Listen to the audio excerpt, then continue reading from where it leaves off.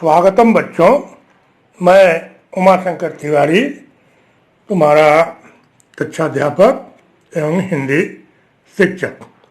आज हम लोग पाठ्य पुस्तक में नन्हा संगीतकार कहानी की, जो कि हेनरिक सेंकेविच द्वारा लिखा हुआ है, उस पर जो है मुख्य बिंदुओं को हम लोग देखेंगे, जिसको हम लोग मुख्य रूप से 6 बिंदुओं पर देखेंगे। इसमें पहला होगा लेखक परिचय, दूसरा शीर्षक की औचित्य की समीक्षा करेंगे, तीसरे नंबर पर कहानी का सारांश देखेंगे, चौथे नंबर पर कहानी का उद्देश्य देखेंगे, पांचवा कहानी का संदेश, और छठवां और अंतिम बिंदु होगा कहानी का प्रमुख पात्र जेन के चारित्रिक विशेषताओं के मुख्य बिंदु। तो इन 6 बिंदुओं पर हम लोग जो है आज कहानी को देखेंगे। हाँ, तुम लोग को याद दिला दे कि इस बीच स्क्रीन पर लेखक का परिचय, स्मृति संकेत के रूप में पाठ के शब्दार्थ, बहुविकल्पीय प्रश्नोत्तर तथा कहानी का जो प्रमुख पात्र है जेन, उसकी चारित्रिक विशेषताओं का जो मुख्य बिंदु है वो आते रहेगा, जिसे आप लोग कॉपी में उतार कर तैयार करेंगे एवं पाठ को ध्यान से 2-3 बार शुद्ध उच्चारण के साथ पढ़ेंगे, तब वीडियो को 2-3 बार ध्यान से देखें सुनेंगे, ताकि कहानी परीक्षा के दृष्टि से तैयार हो जाए, क्योंकि अंतोगत परीक्षा देना है। लेखक परिचय को ध्यान से देखें। हेनरिक सेंकेविच का जन्म सन 1846 में पोलैंड में हुआ था। सेंकेविच नोबेल पुरस्कार प्राप्त करने वाले पोलैंड के प्रथम लेखक थे। सन 1905 में पुरस्कृत सेंकेविच पोलैंड के उन रचनाकारों में हैं जिन्होंने पश्चिमी यूरोप के साहित्यिक परिदृश्य में अपनी खास जगह बनाई है। अपने पुरस्कृत उपन्यास कोवेडिस लिखने के लिए उन्होंने इटली की यात्रा की थी। विश्व की 60 से अधिक भाषाओं में यह उपन्यास अब तक अनुदित हो चुका है। उन्हें पुरस्कार देते हुए स्वीडिश अकादमी ने कहा था, महान कलाकार के अपूर्व और विलक्षण गुणों के कारण इन्हें यह पुरस्कार प्रदान किया जा रहा है। इनकी मृत्यु पोलैंड में 1916 में हुई। इनके अन्य महत्वपूर्ण उपन्यास हैं ट्रिलॉजी, जिसमें 3 उपन्यासों का क्रम है, with fire and sword, the pen Michael, without dogma, children of the soil, Sri Lanka, let us follow him, in van आदि। सेंकेविच बेहद संवेदनशील और मानवतावादी कथाकार थे। उनकी रचनाओं में अक्सर जीवन की वे त्रासद घटनाएं उभर कर सामने आती हैं जिन्हें हम अनदेखा कर देते हैं। नन्हा संगीतकार अपनी भावी प्रतिभाओं की उपेक्षा से उपजी ऐसी कहानी है जो हमें यह सोचने को मजबूर करती है कि हम क्यों अपने प्रतिभाशाली बच्चों की इच्छाओं को पूरा करने के बजाय उन लोगों की उपलब्धियों की प्रशंसा करनी चाहिए जो पहले से ही स्थापित हो चुके हैं। बच्चों के अंदर छिपी हुई प्रतिभा और संभावनाओं को पहचानना, उन्हें विकसित होने के लिए अनुकूल वातावरण देना और समय समय पर उनकी सराहना करना कितना आवश्यक है, यह नन्हा संगीतकार के माध्यम से समझा जा सकता है। ऐसा न होने पर असमय ही ऐसी प्रतिभाएं कुमला जाती हैं। क्रम को आगे बढ़ाते हुए अब हम लोग नन्हा संगीतकार शीर्षक के औचित्य पर विचार करेंगे। प्रस्तुत कहानी चरित्र प्रधान है, क्योंकि एक छोटे बालक की चारित्रिक विशेषताओं का वर्णन किया गया है। इसी को लक्ष्य करके कहानी का शीर्षक नन्हा संगीतकार रखा गया है, जिसमें संगीत के प्रति सहज लगाव है। पाठक को यह समझते देर नहीं लगता कि कहानी का कथ्य क्या है। इस आधार पर हम कह सकते हैं कि शीर्षक सुबोध और सरल है। इसी प्रकार शीर्षक की अन्य विशेषताएं भी प्रस्तुत रचना के शीर्षक में समाहित है। संक्षिप्तता, कौतूहलवर्धकता और स्पष्टता के साथ साथ शीर्षक ही इस कहानी का केंद्र बिंदु है। संपूर्ण कथा जेन के जीवन से ही संबंधित है, उसी के चारों ओर चक्कर लगाती दिखाई पड़ती है। जैन कभी परिस्थितियों की संवेदना से छटपटाता तो कभी संगीतमय वातावरण में एक अद्भुत सुकून पाता दिखाई पड़ता है। कहानी दुखात्मक होते हुए भी प्रेरणादायक है। कहानी ने अपने उद्देश्य की पूर्ति के लिए तथा कथा को उत्तेजक और प्रभावशाली बनाने के लिए ही त्रासदी का सहारा लिया है, जिससे शीर्षक को सार्थक बनाने में उसे सहायता प्राप्त हुई है। जैन की अवस्था अभी 8-10 वर्ष की है। वह प्रकृति के उपादानों में संगीत की स्वर लहरी का अनुभव करता है। जिस प्रकार एक संगीतकार, इतना ही नहीं उसके लिए निर्जीव स्वप्न भी जागृत और कुछ बोलते दिखाई पड़ते हैं। सूखी घास की पत्तियों की सरसराहट में भी उसे संगीत सुनाई देता है। मेढक के टर्राने, कुक्कुट के चित्कार करने में और तितलौबे की धमाल चौकड़ी में भी उसे अजीब स्वर लहरी का अनुभव होता है, जिसकी कल्पना से वह सो नहीं पाता है और रात भर जाग कर काट देता है। शराब खाने की दीवार से सटकर भीतर नाचने वालों के कदमों तथा वायलिन के मधुर स्वरों में वह ऐसा खो जाता है कि पहरा देने वाले चौकीदार को यह कहना पड़ता है कि चलो अब जाओ, सोने का वक्त हो गया है। शीर्षक ऐसा होना चाहिए जिसमें संपूर्ण कथा प्रतिबिंबित हो। प्रस्तुत कहानी में यह विशेषता विद्यमान है। जैन की शारीरिक कमजोरी और अल्पायु उसे नन्हा का विशेषण प्रदान करने में तो सफल है ही, साथ ही उसकी संगीत प्रियता को देखते हुए आखिरकार पड़ोसियों ने उसका नाम ही रख दिया संगीतकार जेंको। जेंको जैन का ही प्यार से पुकारा जाने वाला संक्षिप्त रूप है। कहानीकार ने स्वयं ऐसे ऐसे संकेत दिए हैं जिससे शीर्षक की सार्थकता स्पष्ट हो जाती है, तथा साथ ही साथ आलोचकों ने शीर्षक की सार्थकता के संदर्भ में जिन विशेषताओं का निर्धारण किया है उनके आधार पर भी हम इस कहानी की समीक्षा करते हैं तो यह पूर्णतः स्पष्ट हो जाता है कि प्रस्तुत कहानी का शीर्षक उचित, सार्थक और समीचीन है, जो पाठक में एक अजीब सी कौतूहल वर्धकता पैदा करने में सफल है। शीर्षक पढ़ने मात्र से ही पाठक पूरी कहानी पढ़ने के लिए प्रेरित हो जाता है और बिना पूरी कथा समाप्त किए चैन नहीं लेता। चलिए आगे बढ़ते हुए पाठ के सारांश को देखते हैं। जैसा कि शीर्षक से स्पष्ट है, प्रस्तुत कहानी जैन नामक एक छोटे बच्चे के संगीत प्रेम पर आधारित होने के कारण इसका नाम नन्हा संगीतकार रखा गया है, जिसमें जैन के पैदा होने से मरने तक की जीवन की व्यवस्था का वर्णन किया गया है। वह जब पैदा होता है, माँ बेटे दोनों मरणासन्न की स्थिति में होने के कारण इकट्ठा हुए लोगों का यही मानना था कि किसी पादरी को बुलाकर उसका नामकरण करा देना चाहिए, वरना बेनाम मरने से उसकी आत्मा इधर उधर भटकेगी। किंतु पादरी के आकर कुछ पूजा पाठ करने के बाद माँ की हालत सुधर गई और धीरे धीरे वह काम काज करने लगी। किंतु जैन की हालत बेहद नाजुक थे। 4 वर्ष के बाद उसकी भी हालत सुधरने लगी। अब वह 10 वर्ष का हो गया है, किंतु दुबला पतला और नाजुक ही है। किंतु वह कल्पना की दुनिया में कहीं खोया रहता था। जैन की पारिवारिक दशा अच्छी नहीं थी।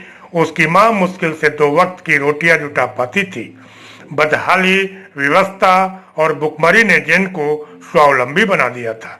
वह भेड़ बकरियां चराकर जंगलों से मशरूम खोजकर खाता। परिस्थितियों ने उसे ऐसा बना दिया था कि वह मेहनत के कार्य करने लायक नहीं रह गया था।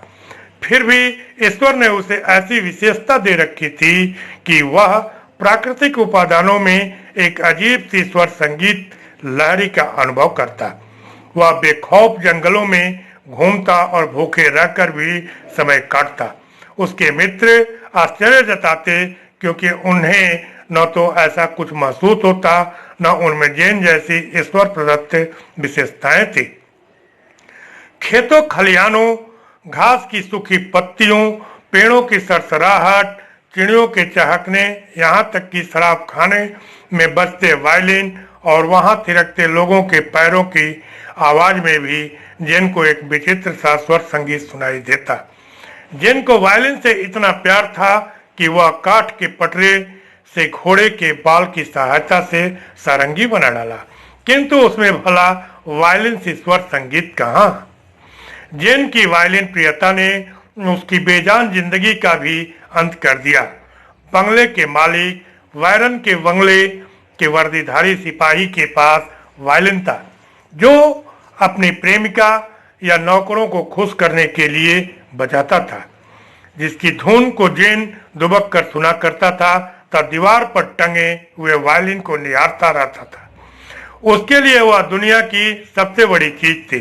एक दिन सिपाही के कहीं घूमने चले जाने पर जेन उस तक पहुंचने का उपाय सोचने लगा।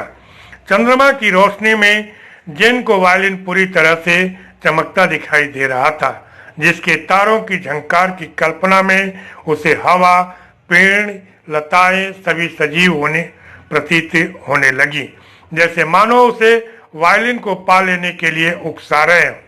किंतु उसके मन में अनेकों विचार उठ रहे थे। वह अंदर तो घुसा, किंतु डरते हुए। उस समय वह किसी भी प्रकार की आहट से भयभीत हो उठता था।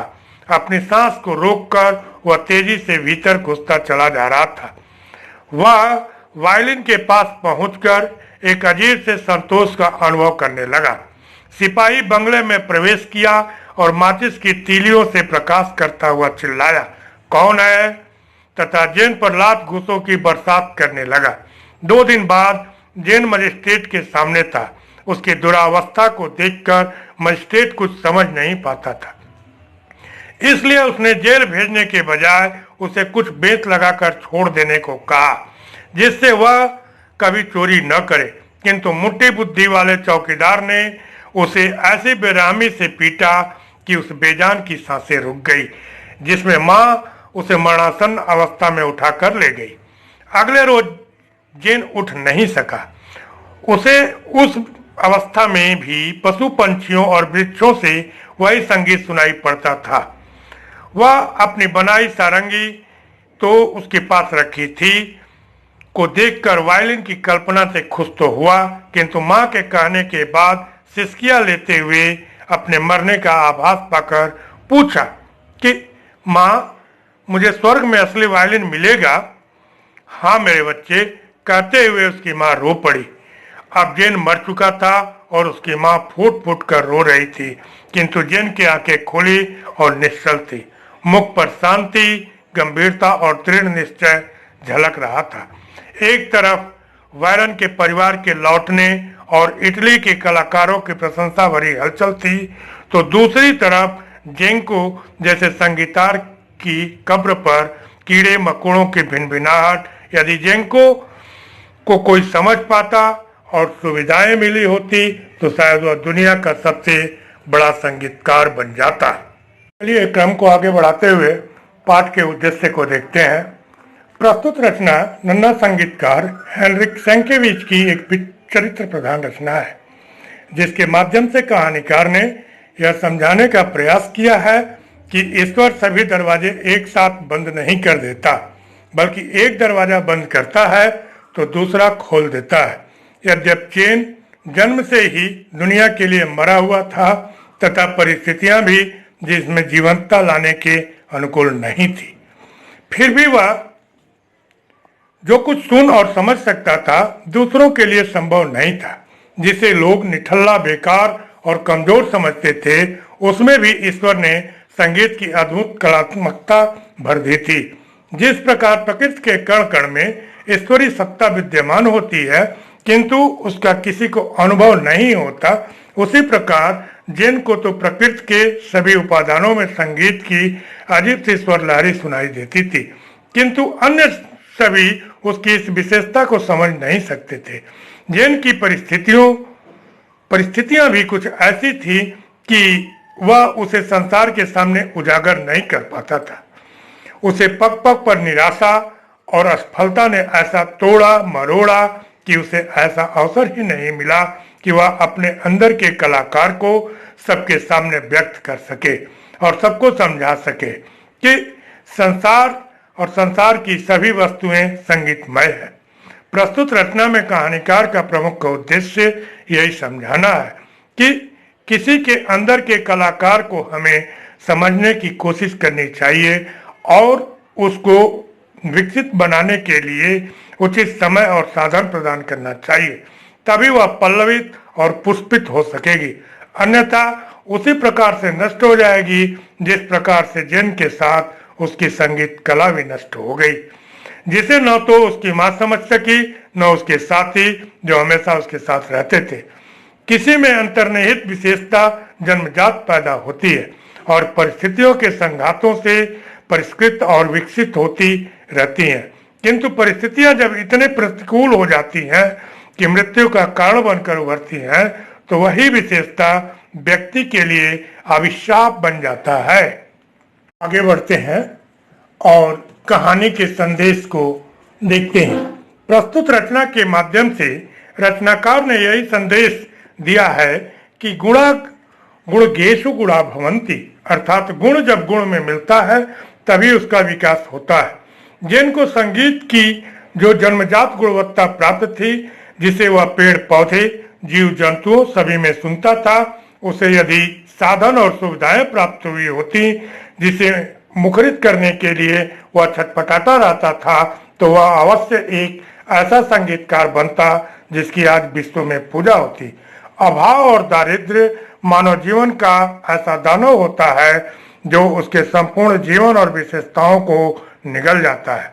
जिस प्रकार कुदरत ने जैन को संगीत से बेइंतहा मोहब्बत बख्शी थी, जो उसका जुनून था, जिससे हर किस्म की आवाज में उसे संगीत सुनाई देता था, उससे जैन को पूर्ण विकास प्राप्त नहीं हुआ बल्कि दंडित होना पड़ा, जीवन से हाथ धोना पड़ा। महादेवी ने ठीक ही कहा है कि संसार में निरंतर संघर्षमय जीवन वैसे ही कुछ कम निरस्ता कटु नहीं है। फिर यदि उससे सारी सुकुमार भावनाओं का माधुर्य का बहिष्कार कर दिया जाए तो असीम साहसी ही उसे वहन करने में समर्थ हो सकेगा। इतर जनों के जीवन को तो उससे का भार चूर चूर किए बिना न रहेगा। कुदरत ने जिनको संगीत की कलात्मकता तो बख्शी थी, किंतु दारिद्र्य की हाय भी साथ साथ मिली थी, जिससे कई दिनों तक उसे भूखा रहना पड़ता था और 8 वर्ष की अवस्था से ही भेड़ बकरियां चराकर जंगलों से मशरूम खोजकर खाना और जीवन काटना पड़ता था। उसके जीवन की पीड़ा का अंत नहीं था। मोहन राकेश के शब्दों में यही कहा जा सकता है कि सभी विपरीत एक दूसरे के बहुत निकट पड़ते हैं। वर्षों का व्यवधान भी विपरीत को विपरीत से दूर नहीं करता, अर्थात मनुष्य जो होता है वह हो नहीं पाता, बल्कि होने के लिए जो प्रयत्न करता है वही उसके न होने का कारण भी बन जाता है। जिन ने जिस वायलिन को पाकर अपने संगीत को संगीतमय बनाना चाहता था, उसी ने उसके प्राणों को छीनकर संगीत की गति को ही गतिहीन बना दिया। अब हम लोग कहानी के प्रमुख पात्र जैन के चारित्रिक विशेषताओं के मुख्य बिंदुओं की तरफ बढ़ेंगे, उसको देखेंगे हम लोग। थोड़ा सा उससे पहले भूमिका एक लाइन, उसके बाद मुख्य बिंदुओं को देख लेंगे और समाप्त करेंगे यहीं पर। प्रस्तुत कहानी का मुख्य पात्र एक छोटा बच्चा, जिसकी संगीत प्रियता के कारण उसे नन्हा संगीतकार कहा गया है। कहानी में उसकी संगीत प्रियता ही जन्म से मृत्यु तक देखने को मिलती है। जैन की चारित्रिक विशेषताओं को हम लोग मुख्य रूप से इन 6 बिंदुओं पर मूल्यांकन कर सकते हैं। पहला, कमजोर बालक। दूसरा, परिस्थितियों का मारा। संगीत प्रेमी, प्रकृति प्रेमी, लापरवाह। छठवां और अंतिम, निठल्ला और कमजोर। आप लोगों को एक बार याद दिलाना चाहूंगा, आप ख्याल कीजिएगा, स्क्रीन पर लेखक का परिचय स्मृति संकेत के रूप में, पाठ का शब्दार्थ, बहुविकल्पीय प्रश्नोत्तर तथा कहानी का प्रमुख पात्र जैन के चारित्रिक विशेषताओं के मुख्य बिंदु दिए गए हैं, जिसे कॉपी में उतार कर तैयार करेंगे एवं पाठ को ध्यान से 2-3 बार शुद्ध उच्चारण के साथ पढ़ेंगे वीडियो को 2-3 बार ध्यान से देखेंगे, सुनेंगे। और आपकी जानकारी के लिए बता दें कि ये जिन बिंदुओं पर हम लोगों ने विचार किया, ये सभी के सभी आपके रचनामूलक प्रश्न हैं, जिसे भी आप लोग उतार लेंगे कॉपी में और तैयार करेंगे, है ना, ताकि परीक्षा के दृष्टि से कहानी ठीक से तैयार हो जाओ। क्योंकि अंततोगत्वा तो परीक्षा के दृष्टि से ही तैयार करना है और परीक्षा ही देनी है। वीडियो को यहीं समाप्त करते हैं। आप सभी को बहुत बहुत धन्यवाद एवं आशीर्वाद।